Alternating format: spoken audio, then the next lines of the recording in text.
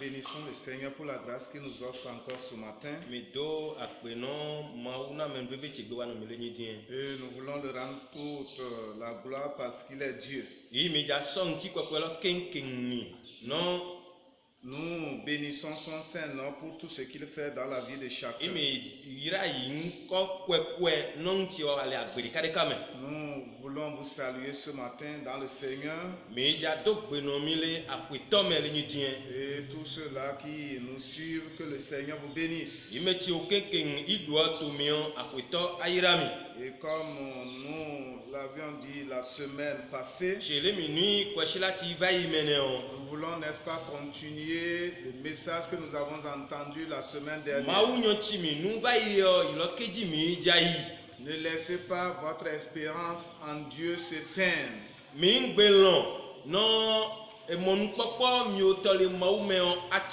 Donc avant toute chose, nous allons prier et confier le message entre les mains de notre Père Céleste.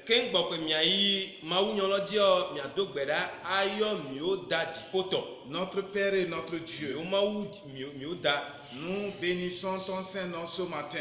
Nous voulons célébrer ton nom parce que tu demeures fidèle. Tu n'abandonnes jamais tes enfants. C'est la raison pour laquelle, Éternel Dieu, nous sommes encore là ce matin devant ta sainte face, voulant remettre chacun de tes enfants entre tes mains. Tu es le Dieu qui bénit. Tu es le Dieu qui parle. Et quand nous t'appelons, tu viens pour intervenir. Prions à ce que, Seigneur, cette exhortation soit une bénédiction pour chacun. Parle-nous ce matin à travers ta parole.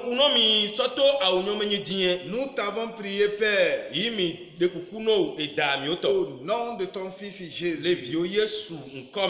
Amen. Amen. Bien-aimés dans le Seigneur, en ce temps de confinement, nous voulons garder nos regards fixés sur le Seigneur Jésus. Et c'est pourquoi je vous disais la semaine dernière que, étant chrétiens, nous ne devons pas laisser notre espérance en Dieu s'éteindre.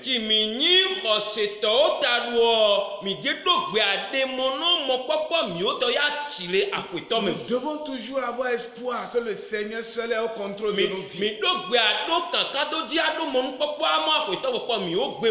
Ce matin, nous allons lire dans 1 Jean le chapitre 3.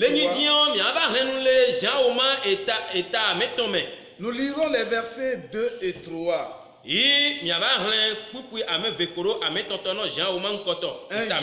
Jean le chapitre 3, les versets 2 et 3. Bien-aimés, nous sommes maintenant enfants de Dieu. Et ce que nous serons n'a pas encore été manifesté. Mais nous savons que lorsque cela sera manifesté, nous serons semblables à lui, parce que nous le verrons tel qu'il est. Quiconque a cette espérance en lui ne se purifie,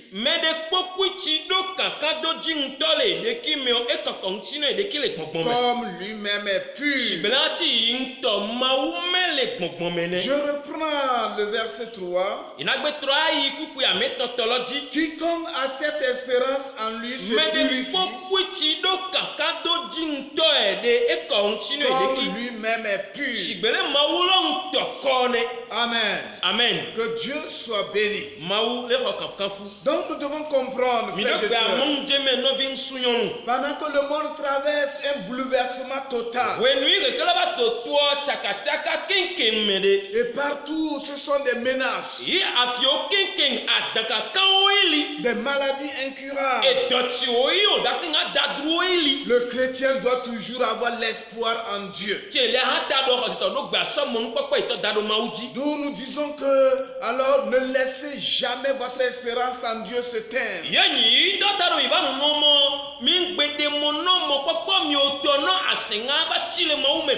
L'espérance du chrétien. L'espérance est une petite voix qui nous rassure que rien n'est jamais perdu.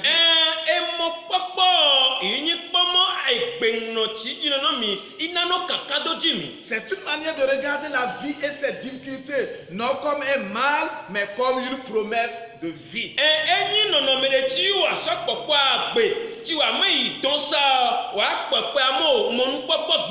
Pour les chrétiens, l'espérance est un moteur qui permet de jeter sur chaque événement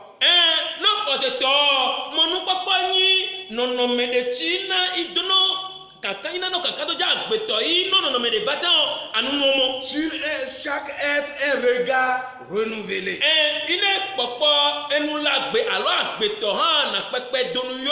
Et nous devons comprendre que Jésus a promis son retour définitif.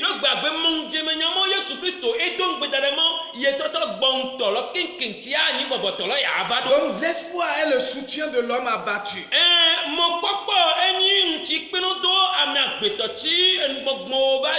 Et avec l'espoir, nous pouvons surmonter toute épreuve. C'est pourquoi le chrétien ne doit jamais perdre espoir face à n'importe quelle situation.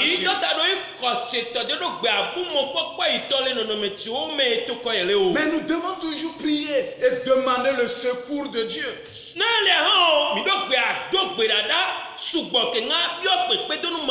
Car la Bible déclare que Dieu essuiera nos larmes des yeux. Et c'est pourquoi, frères et sœurs, nous avons trois raisons d'espérer. Première raison, nous espérons parce que nous avons l'assurance de notre salut.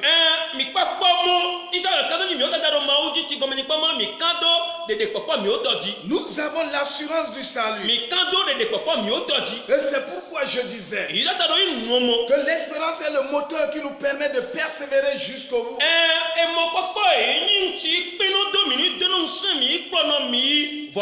Nous avons l'espérance du salut parce que Jésus est en nous. Nous l'avons reçu. Et aujourd'hui nous avons la vie en nous.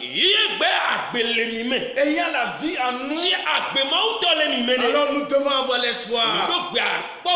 Même si notre corps s'est détruit, même si nous subissons des épreuves, Jésus est en nous. Donc nous avons l'assurance du salut. Et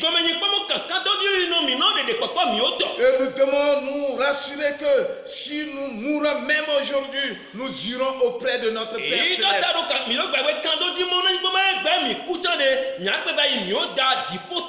Ce salut éternel est notre espérance. Et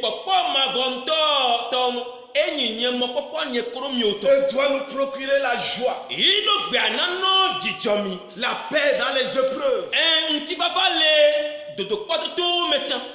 Deuxième raison d'espérer, nous espérons que bientôt aura lieu la résurrection lorsque la trompette sonnera.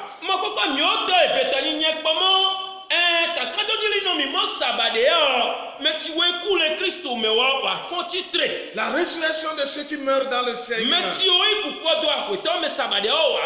Ils quitteront de la tombe pour rencontrer Jésus dans les airs. Et après cela, même ceux qui sont païens seront également alors ressuscités pour le jugement et pour être jetés dans l'enfer.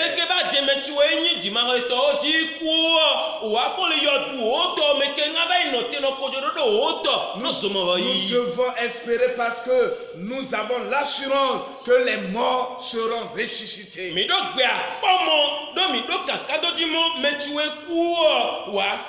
La résurrection Des justes concernent, n'est-ce pas, tous les chrétiens.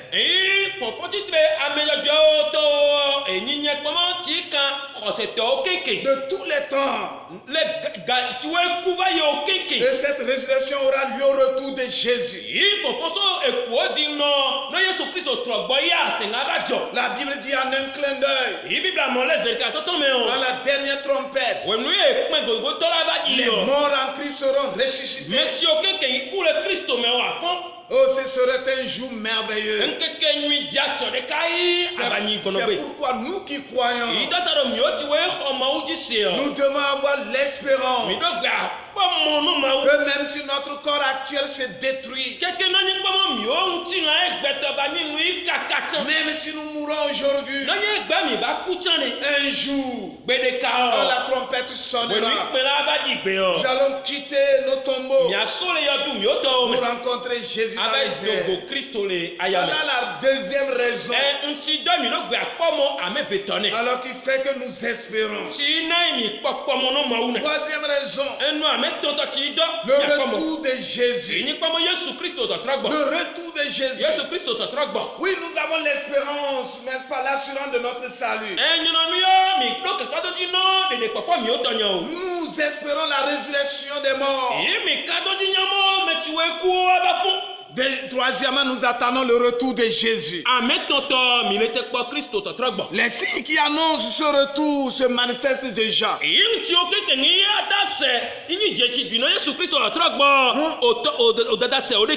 Nous voyons déjà ces signes, n'est-ce pas, qui sont en train d'annoncer que bientôt le Seigneur reviendra.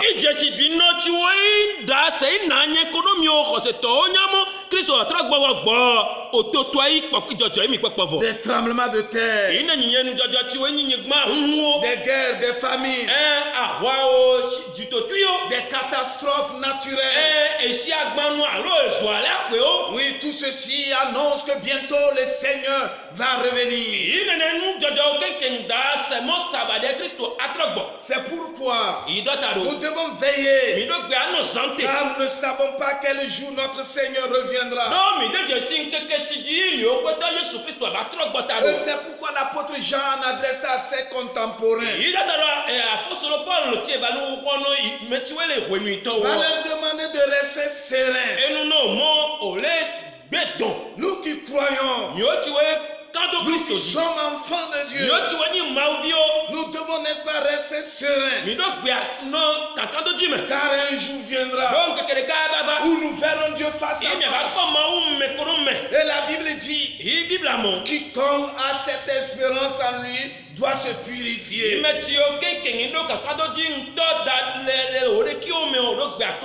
Il doit se purifier. Comme Dieu, comme Jésus lui-même est pur.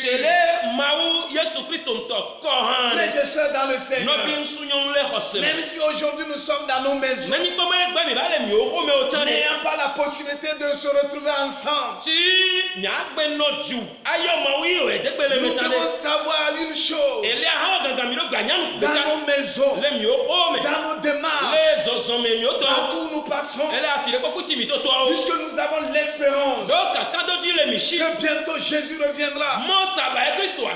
Cette espérance doit nous pousser à vivre dans la purité, à vivre dans la sainteté, en attendant ce retour glorieux. C'est là la conduite à tenir de tout chrétien. Pour que ce retour, j'allais dire, ne soit pas une surprise pour nous, nous devons nous purifier, devons nous sanctifier et marcher chaque jour dans la présence de Dieu, pour que ce retour ne nous surprenne pas. Donc, frères et sœurs dans le Seigneur, nous devons avoir l'espoir que notre Dieu a ses regards sur nous. L'espérance du chrétien. Donc ne laissez jamais votre espérance en Dieu se teindre. Parce que nous avons l'assurance du salut. Parce que même si nous mourons aujourd'hui, alors un de ces jours nous allons sortir de nos tombeaux. Parce que Jésus revient bientôt pour prendre cela qui lui appartient. S'il en est ainsi, chrétiens que nous sommes, nous devons vivre dans la pureté, car Jésus reviendra chercher ceux qui marchent dans la sainteté. Comme il pouvait dire à ses disciples, heureux ceux qui ont le cœur pur, car seuls ceux-là pourront voir Dieu. Que Dieu vous bénisse ce matin, qu'il soutienne chacun de nous, afin que ces moments douloureux soit des moments où chacun doit s'attacher à Dieu, n'est pas laisser son espérance en Dieu se teindre. Que Dieu vous bénisse. Nous allons prier le Seigneur pour des frères et sœurs malades, pour des frères et sœurs qui traversent des moments difficiles, pour des frères et sœurs qui sont dans les moments de preuve. Seigneur, nous voulons te bénir ce matin. Nous célébrons ton Saint-Nom parce que tu es Dieu. Pendant que des frères et sœurs écoutent ce message, ceux qui vivent dans les situations difficiles, ceux qui sont dans les moments de preuve, dans les moments de maladie, dans les moments de manquement, dans les situations difficiles, Dieu, je prie à ce que tu aies renouvelé leur foi.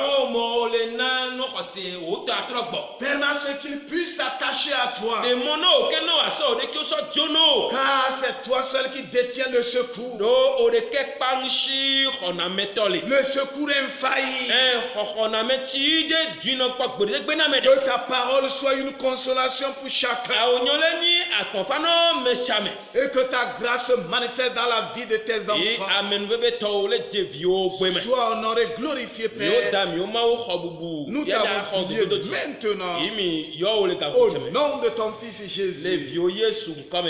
Amen. Amen. Amen. Amen.